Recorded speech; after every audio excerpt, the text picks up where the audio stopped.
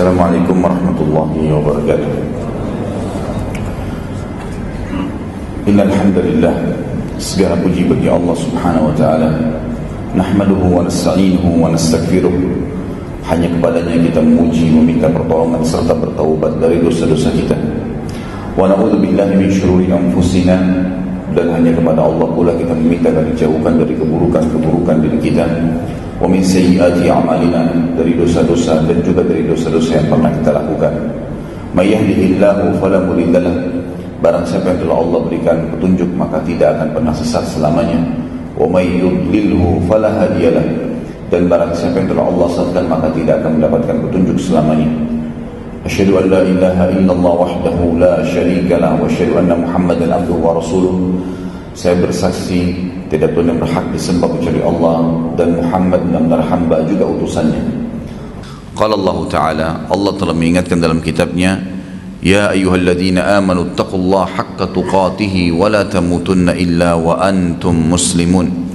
Hai sekalian orang-orang yang beriman, bertakwalah, hanya patuh dan tunduklah kepada satu-satunya pencipta segala sesuatunya, di langit, di bumi, di kedalaman lautan, kelihatan atau tidak kelihatan dengan mata manusia. Sebenar-benar patuh dan tunduk, dan jangan sekali-kali meninggal dunia kecuali dalam keadaan Islam. Di ayat yang lain Allah juga mengingatkan, qala Allah Ta'ala, ya ayuhan nasu taqu rabbakumul ladzi khalaqakum min nafsin wahidah wa khalaqa minha zawjaha wa batha minhuma rijalan katsiran wa nisaa'a wattaqullaha alladzi tasaaluna bihi wal arham innallaha kana 'alaikum raqiba. Hai sekalian manusia, sekali lagi bertakwalah, hanya patuh dan tunduklah kepada satu-satunya pencipta segala sesuatunya, baik di langit, di bumi, di kedalaman lautan, kelihatan dan tidak kelihatan oleh mata manusia, yang telah menciptakan kalian semua dari jiwa yang satu, yaitu Adam alaihissalam, dan telah menciptakan dari jiwa yang satu istrinya Hawa alaihissalam, dan telah banyak memberikan keturunan laki-laki juga perempuan dari keduanya. Sekali lagi bertakwalah hanya kepada Allah dan jagalah hubungan silaturahim, sesungguhnya Allah senantiasa mengawasi kalian. Di ayat yang ketiga, qala Allah Ta'ala, ya ayyuhalladzina amanu taqullaha wa qulu qawlan sadida yuslih lakum a'malakum wa yaghfir lakum dhunubakum wa may yuti'illaha wa rasulahu faqad faza fawzan 'azima. Hai sekalian orang-orang yang beriman, sekali lagi bertakwalah, hanya patuh, tunduk, takut, memohon kepada satu-satunya pencipta Allah, dan ucapkan kalimat yang benar. Niscaya Allah akan memperbaiki amalan-amalan perbuatan kalian, mengampuni dosa-dosa kalian. Barang siapa yang mentaati Allah dan Rasulnya, maka dia telah mendapatkan kemenangan yang besar. Amma ba'd, fa inna asdaqal hadithi kitabullah. Kita tahu sebaik-baik perkataan dan rujukan bagi umat Islam adalah kitabullah, Al-Quran. Wa khair hadyu Muhammadin sallallahu alaihi wasallam, dan sebaik-baik petunjuk setelah Al-Quran adalah petunjuk Nabi besar Muhammad sallallahu alaihi wasallam yang dikenal dengan As-Sunnah. Keduanya rujukan utama umat Islam dalam segala lini kehidupan, dalam setiap aktivitasnya, terutama dalam masalah ibadah. Wa syarrul umuri muhdatsatuha, dan seburuk-buruk perbuatan khusus dalam masalah ibadah yang tidak punya rujukan dari wahyu Al-Quran dan Sunnah. Fa inna kulla muhdatsatin bid'ah, semua perbuatan yang dikarang-karang, yang dibuat-buat dalam masalah ibadah yang tidak punya rujukan wahyu dikenal dengan perbuatan baru dalam agama. Wa nabidatun dhalalah, dan perbuatan baru itu akan membawa pelakunya pada kekeliruan dan kesesatan. Wa idalan fillah, dan keliruan akan membawa pelakunya ke dalam api neraka. Ikhwan dan akhwat rahimani wa rahimakumullah, bertemu lagi tentunya di serial kepahlawanan, pahlawan dalam Islam, serial orang-orang yang agung yang mulia, serial orang-orang yang telah mencapai prestasi dunia dan juga akhirat, serial orang-orang yang telah dipilih oleh Allah Subhanahu wa Ta'ala, yang layak untuk dijadikan sebagai idola. Mereka adalah orang-orang pilihan yang hatinya suci, yang perilakunya semuanya diridhoi oleh Allah Subhanahu wa Ta'ala. Mereka jauh dari perbuatan-perbuatan pelanggaran. Mereka memiliki rumah tangga yang sempurna, pendapatan harta yang sempurna, bahkan mereka punya kiprah yang sangat besar dalam menyebarkan agama ini.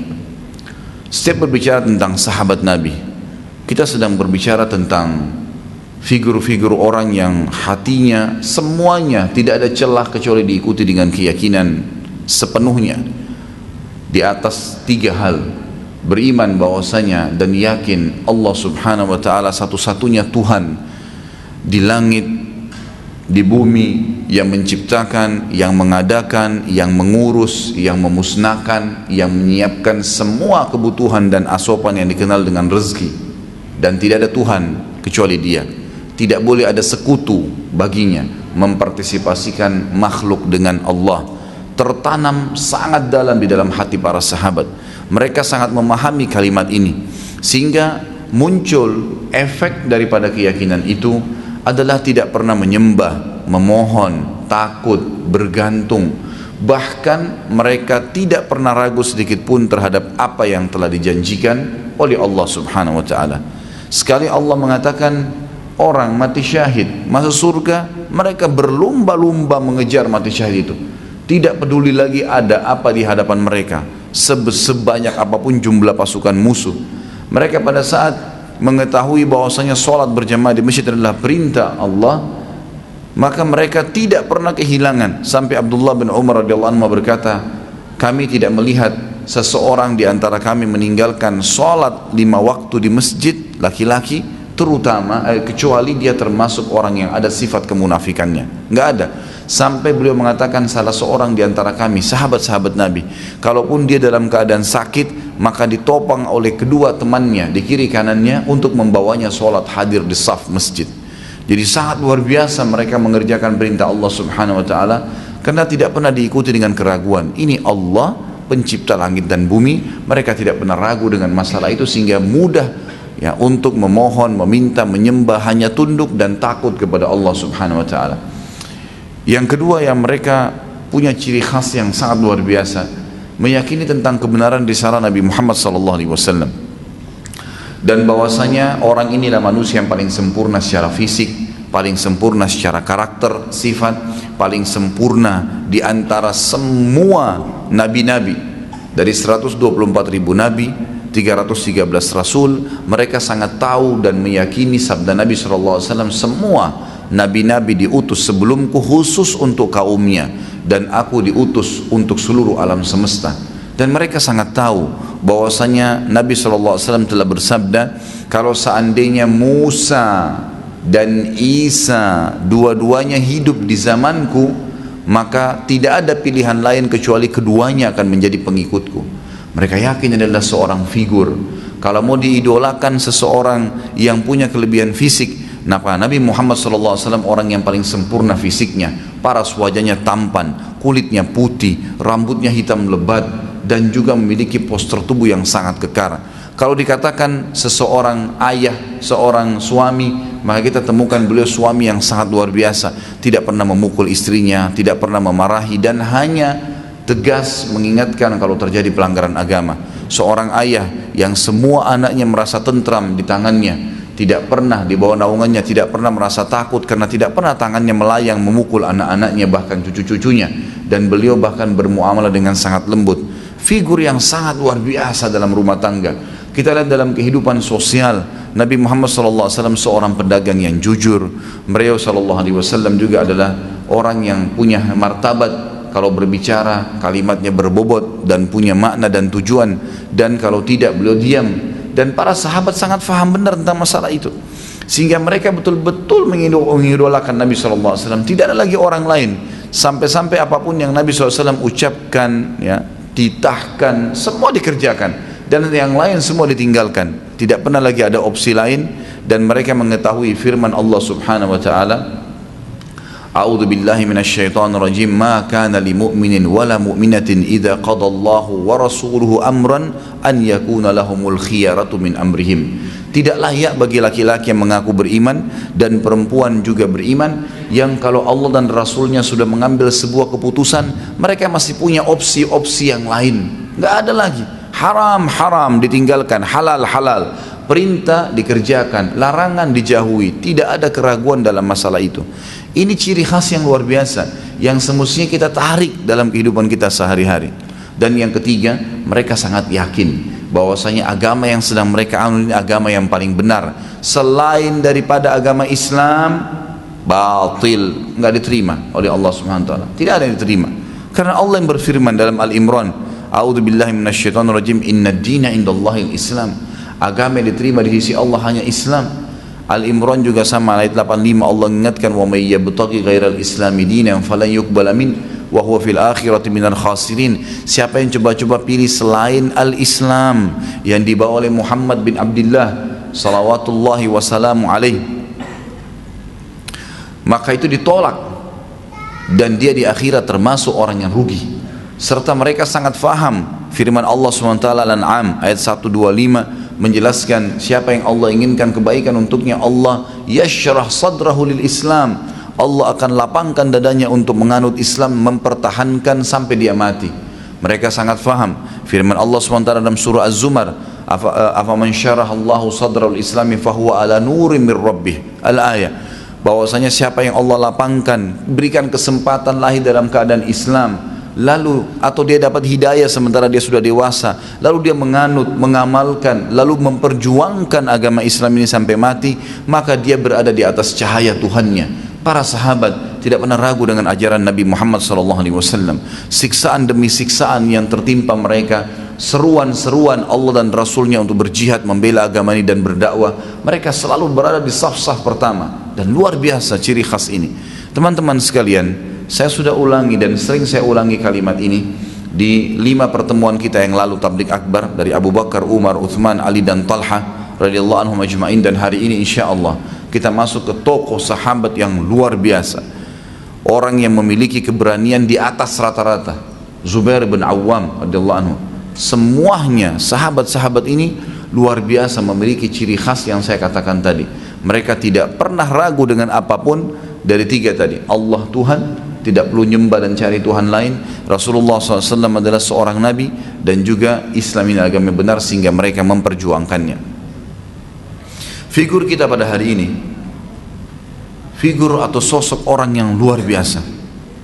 Saya waktu membaca tentang kisah beliau, Zubair bin Awam radhiyallahu anhu, terus terang saya melihat diri saya seperti semut yang berada di sebelah gajah, atau bahkan mungkin lebih kecil daripada itu.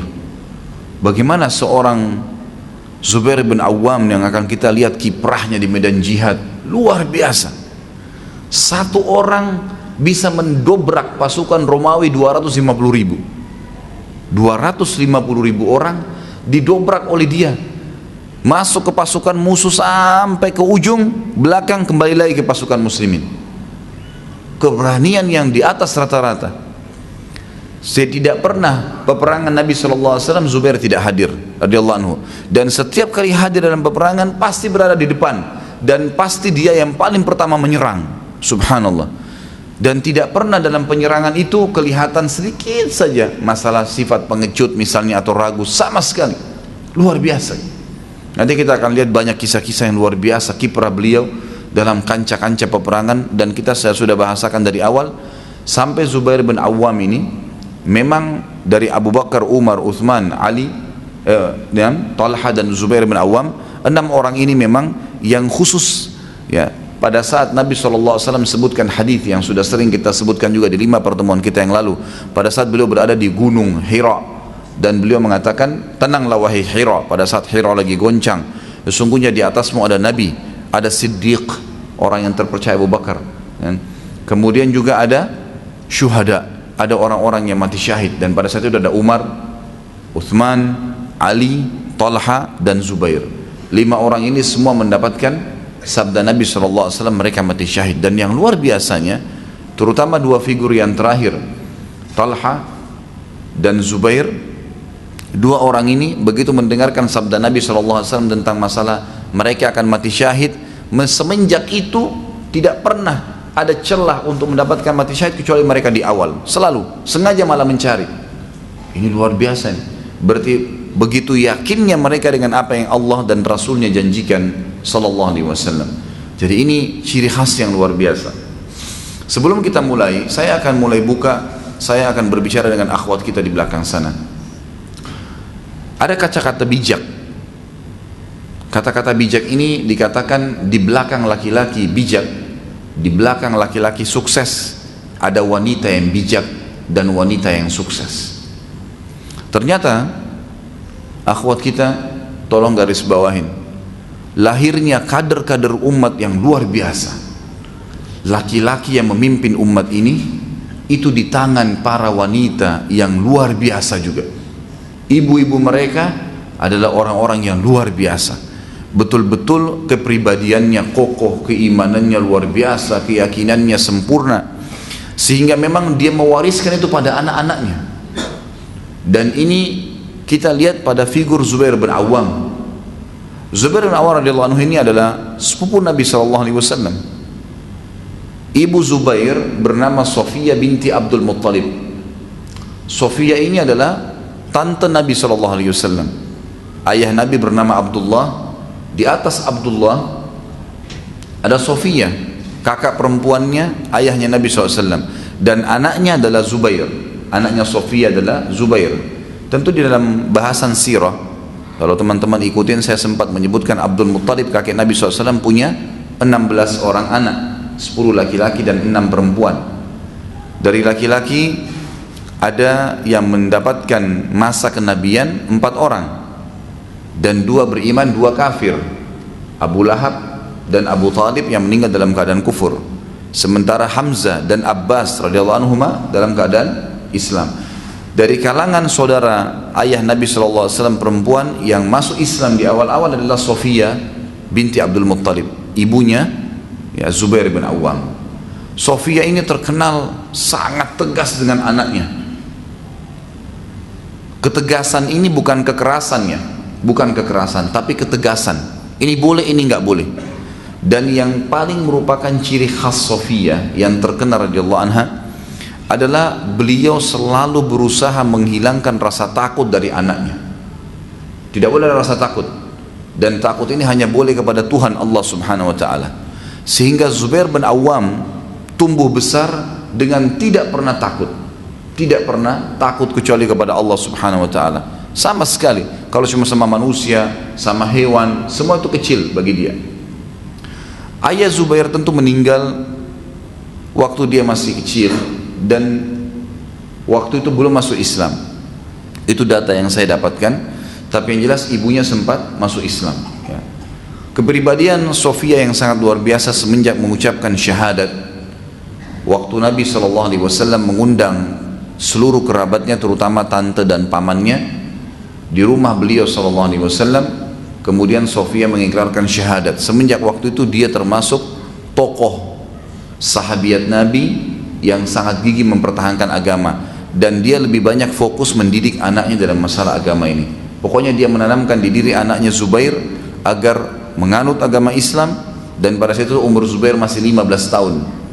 Masuk Islam di tangan Nabi SAW melalui Abu Bakar. Kemudian Sofia, waktu itu memang dia datang kepada Abu Bakar, lalu Abu Bakar tunjukkan dia untuk bertemu dengan Nabi SAW. Tapi sebelumnya memang ada wasiat dari Sofia untuk dia mengikuti ya Muhammad SAW yang merupakan sepupu Zubair sendiri.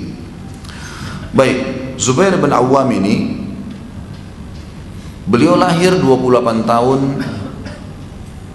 sebelum hijrah, dan beliau wafat tahun 36 Hijriah, tepatnya tahun 656 Masihiyah. Dan beliau masuk Islam di umur 15 tahun. Ibunya Sofia binti Abdul Muttalib yang sangat terkenal dengan ketegasannya kepada anaknya, dan selalu mengembalikan anaknya kepada Allah dan Rasulnya, dan memohon dan meminta mendidik anaknya agar selalu hanya patuh kepada keduanya, Allah dan Rasulnya, tidak pernah yang lain. Kita ketemukan misalnya banyak muslimah yang mungkin hanya sekedar untuk duduk nonton sinetron, yang mungkin hanya sekedar untuk duduk ngobrol sama teman-temannya, lalu tidak mau diganggu oleh anaknya, maka dia membuat cerita kosong, dusta. Tidur sekarang, kalau tidak tidur nanti kamu digigit momok atau apalah istilahnya. Tidak ada syaitan yang bisa gigit manusia, dusta. Tapi sering terjadi. Jangan keluar, nanti kamu begini. Jangan ke sana, nanti kamu begini. Banyak ancaman-ancaman yang diucapkan kepada anak-anaknya yang tidak mendidik sama sekali. Sofia berbeda. Lahir Zubair bin Awam yang kita dengar nanti kiprah-kiprahnya, itu justru dengan kejujuran yang dia sampaikan dan mendidik anaknya hanya takut kepada Allah dan Rasulnya, sehingga menjadi pemimpin besar umat ini. Beliau memiliki banyak sekali manaqib ini maksudnya kelebihan-kelebihan tentunya. Ada poin-poinnya. Pertama, beliau sepupu Nabi SAW, dan kita sudah tahu tadi saya jelaskan ini sebuah kedudukan sendiri, masih punya hubungan kerabat dengan Nabi SAW. Yang kedua, beliau termasuk dari 7 orang sahabat yang awal masuk Islam. Yang ketiga, beliau termasuk 10 orang yang dijamin masuk surga. Kalau tadi poin kedua, 7 orang pertama yang masuk ke dalam Islam. Ini fadilah. Sebagaimana Allah mengatakan as-sabiqunal awwalun minal muhajirin wal ansar. Orang-orang yang pertama masuk Islam dipuji oleh Allah dari orang-orang muhajirin dan ansar. 10 orang yang masuk surga, hadis yang sudah sering kita sebutkan, di mana Nabi SAW mengatakan Abu Bakar di surga, Umar di surga, Uthman di surga, Ali di surga, Talha di surga, dan juga Zubair di surga. Disebut oleh Nabi SAW Zubair. Kemudian beliau mengurutnya mengatakan lalu Abdurrahman bin Auf di surga, Sa'ad bin Waqqas di surga. Kemudian Abu Ubaidah bin Jarrah di surga dan Zaid bin Khalid di surga. Ini Sa'id bin Zaid yang ke-10 yang di surga. Ini iparnya Umar bin Khattab yang menikah dengan Fatimah, adiknya Umar bin Khattab, yang Umar bin Khattab masuk Islam pada saat datang ke rumahnya.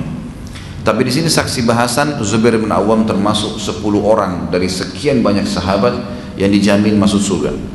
Kemudian beliau juga termasuk kelebihan yang selanjutnya adalah yang dapat jaminan mati syahid. Sebagaimana hadis yang sudah sering juga disebutkan dari awal Abu Bakar sampai sekarang Zubair, waktu Nabi SAW berada di Bukit Hira dan mengatakan tenanglah pada saat goncang, di atasmu ada Nabi, Siddiq dan juga syuhada.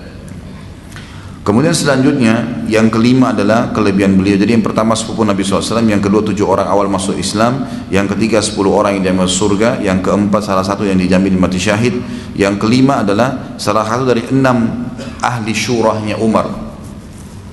Waktu kita bahas tentang Umar bin Khattab sebelum meninggal, beliau sempat mengumpulkan 6 orang dari sahabat Nabi yang dijamin masuk surga yang tersisa, Uthman, Ali, kemudian Talha, Zubair, Abdurrahman bin Auf dan Sa'ad bin Abi Waqqas radhiyallahu anhum ajma'in. Kemudian yang ke-6 kelebihannya adalah orang yang paling pertama mendapatkan julukan dari Nabi SAW, orang yang pertama menghenuskan pedang di jalan Allah. Dan itu adalah kisahnya sendiri. Suatu hari Zubair bin Awam di Mekah, awal dia masuk Islam, tersebar berita kalau Nabi Muhammad SAW telah dibunuh oleh orang-orang Quraisy. Maka dia pun keluar menghenuskan pedangnya, lalu mendatangi rumah Nabi SAW. Pada saat dia mengetuk dan dia temukan Nabi SAW membuka pintu, maka dia pun merasa lega, tapi dengan pedang terhenus di tangannya, seperti orang yang siap untuk berperang. Dan waktu itu umurnya 15 tahun. 15 tahun luar biasa seperti pembelaan terhadap Nabi SAW. Lalu kata Nabi SAW, kenapa kau Zubair? Dia bilang, saya dengar ya Rasulullah, Anda dibunuh oleh orang Quraisy. Lalu kata Nabi SAW, memang apa yang kau ingin lakukan? Maka dia bilang, kalau saya tahu ya Rasulullah dan Anda dibunuh, saya akan membunuh pembunuh Anda. Maka kata Nabi SAW, semoga Allah memberkahimu dan memberkahi pedangmu. Artinya nanti kamu akan banyak berjuang di jalan Allah Subhanahu wa ta'ala. Di dalam riwayat yang lain, Nabi SAW menunjuk pedangnya sambil berkata, sungguh pedang ini adalah pedang yang paling pertama dihenuskan di jalan Allah. Kemudian juga yang ketujuh adalah sahabat yang sangat pemberani dan dipuji oleh Ali radhiyallahu anhu. Waktu kita bahas tentang Ali, kalau antum masih ingat, bagaimana Ali radhiyallahu anhu sangat pemberani, luar biasa, gitu kan? Terkenal sekali dengan keberaniannya. Dan waktu kita membahas perang Khaybar, perang melawan Yahudi, ada 2 orang Yahudi yang sempat kita bahas pada saat itu yang keluar tingginya seperti pohon kurma, kalau masih ingat, gitu kan? Yang semua badannya dipenuhi dengan besi, dan yang menghadapi 2 orang ini dua orang Yahudi yang tingginya sampai seperti pohon kurma, ini bisa 2 meter, 2 meter setengah tingginya, adalah Ali bin Abi Thalib dan Zubair bin Awam, dan dua-duanya berhasil membunuh. Kata Ali, jadi kita tahu biasanya orang yang layak untuk memuji seseorang adalah orang yang sebidang, seprofesi dengan dia. Misal seorang alim ulama yang puji juga seorang alim ulama yang tahu tolok ukur ilmunya dia seorang alim ulama. Seorang insinyur ya insinyur juga yang puji ilmunya dia, gitu kan. Dan seterusnya bisa ditarik dalam semua bidang ya, kehidupan kita. Seperti itulah kurang lebih. Kata Ali, tidak ada yang tahu kadar keberanian Zubair dan kebesaran jiwanya dalam menghadapi musuh kecuali orang yang semisal dengan dia. Dan Ali memberikan kesaksian bahwasanya Zubair adalah orang yang paling berani. Dia kalau menyerang, dia seperti macan tutul yang sedang menyerang mangsanya, tidak membiarkan kecuali musuhnya sudah mati baru dia lepas. Dia mati atau musuhnya mati, gitu kan. Hanya begitu saja perilakunya. Maka sangat terkenal yang luar biasa dengan kebenaran ini. Ada ciri khas sendiri ya, ada ciri khas sendiri Zubair radhiyallahu anhu. Dan kita lihat nanti bagaimana kiprah-kiprahnya di kancah peperangan. Kemudian yang ke-8 adalah orang yang sangat rajin bersedekah. Dan ini juga kita sebutkan semua sahabat yang sebelumnya juga begitu. Mereka sangat yakin dengan bersedekah di jalan Allah pasti akan dipanen di akhirat nanti, tidak ragu sedikit pun. Dia memiliki 1000 orang hamba sahaya. Zubair bin Awam punya 1000 orang hamba sahaya. Dan hamba sahaya adalah orang-orang yang didapat dari peperangan, dari ghanimah. Kalau pasukan muslimin menang melawan pasukan kafir, maka yang di pasukan kafir itu menjadi hamba sahaya. Dan hamba sahaya ini punya hukum sendiri dalam agama kita. Mereka menjadi hamba sahaya setiap muslim, bagian daripada para mujahidin, dan dianjurkan setiap mujahid mendidik mereka, memperlakukan mereka dengan baik, memberikan pakaian, makanan, dan mendidik mereka Islam. Kita temukan banyak sekali ulama-ulama Islam darinya asalnya dari hamba sahaya. Seperti Nafi' Maula Abdullah bin Umar, sampai ulama hadis mengatakan orang yang paling sanad dalam hadis itu sanad emas namanya, jalur emas dalam menyampaikan hadis Nabi adalah Imam Malik dari Nafi'. Ini bantan budaknya Abdullah bin Umar dari Abdullah bin Umar dari Nabi SAW. Ini dikatakan sanad emas. Nafi' ini adalah bekas budak, dibebaskan oleh Abdullah bin Umar dan dididik menjadi kader. Jadi Islam memang ada hamba sahaya, ada perbudakan, tapi budak ini bukan seperti yang dibayangkan, dicambuk seperti banyak orang-orang lain melakukannya, dihina, dipekerjakan keras. Ini semua tidak ada dalam Islam, tapi yang ada adalah dididik dalam Islam. Dan memang mereka ya punya hukum-hukum sendiri, seperti misalnya mereka bisa diperjualbelikan. Dan yang lebih besar daripada itu, hukum Allah SWT dianjurkan untuk membebaskan mereka. Kita temukan misalnya selalu ada kalimat fatahrirur raqabah, fatahrirur raqabah. Selalu kita temukan ada bebasin budak, bebasin budak. Contoh, zakat mal. Salah satu alokasi zakat mal adalah ar-riqab namanya, pembebasan budak. Jadi kita bisa nebus budak, itu bebasin budak dengan zakat mal. Kemudian juga budak bisa dipakai untuk membayar kafarah, denda dalam Islam, seperti kasus orang berhubungan biologis di siang hari Ramadan kayak sekarang misalnya, insya Allah tidak terjadi, ada orang berhubungan suami istri, batal puasanya karena ya melakukan hubungan biologis, maka kafarahnya, dendahnya, dia harus berpuasa 2 bulan berturut-turut. Kalau dia nggak bisa, dia pertama dia bebasin budak. Kalau dia tidak bisa, maka dia berpuasa 2 bulan berturut-turut. Kalau dia tidak bisa, maka dia memberikan makan 60 orang miskin. Tapi ada di sini pembebasan budak, dijadikan sebagai tebusan sehingga mereka bebas, gitu. Ada juga orang yang sumpah mengatakan demi Allah misalnya, tapi ternyata dia salah, keliru. Ada kafarahnya. Kafarahnya bebasin budak, atau memberikan makan atau pakaian 10 orang miskin, atau berpuasa 3 hari. Kita lihat ada pembebasan budak, gitu kan. Dan banyak hukum-hukum syar'i. Bahkan setiap budak ada namanya hukum dalam fikih kita, namanya mukatabah. Mukatabah itu seorang budak bisa datang kepada tuannya dalam Islam dan berkata, saya mau bebas, tapi saya ingin tebus dengan cara menebus diri saya. Maka tuannya mengatakan boleh, silahkan ya, kalau mau bayar kepada saya misalnya 10 juta. Budaknya bilang baiklah saya akan bayar